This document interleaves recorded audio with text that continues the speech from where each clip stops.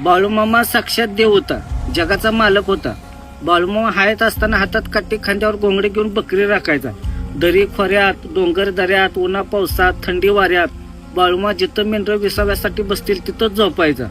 कधी बाळूमाने 15 दिवसातून एकदा आंघोळ करायचे. पण मामा कधी कोणाच्या घराला गेला नाही. पण आजचे बुवा लोक बाळूमासारखी वेशभूषा घेतात आणि लोकांच्या घरी जायला 10-10, 15-15 हजार घेतात. आशीर्वाद द्यायला 4-4, 5-5 हजार रुपये घेतात.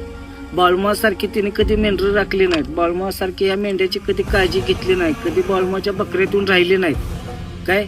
पण बाळूमासारखी वेशभूषा घेऊन फक्त यासनी देवरसपण करायला येतं, लोकांना लुबडायला येतं. बाळूमाने सांगितलं होतं की माझ्या नावावर कुणी देवरसपण करू नका, कुणाला लिंबू ताई तागा दोरत देऊ नका.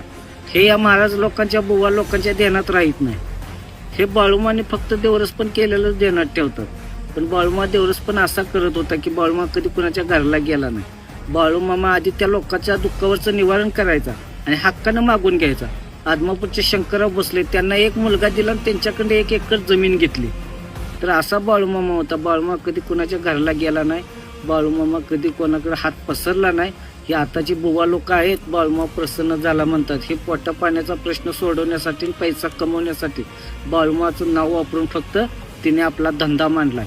ज्या भाविकांना कोणाला गरज असेल तिने मामांच्याकडे यायचं, मामासने आपलं दुःख सांगायचं, मामापासला भांडारा घेऊन जायचं. मामा 100% तुम्हाला पावल्याशिवाय राहणार नाही. तुम्ही जर अशा बुवा लोकांच्याकडे गेला, आपलं दुःख सांगितलं तर बाळूमा परत तुम्हाला कधी पावणार नाही. कारण की त्यांच्यावर तुमचा विश्वास असेल तर बाळूमा म्हणणार तू त्याच्याकडेच जा, माझ्याकडे कधी येऊ नको. त्यामुळं अशा लोकांना बळी पडू नका आणि बाळूमाचा महिमा कमी करू नका. जय बाळूमा.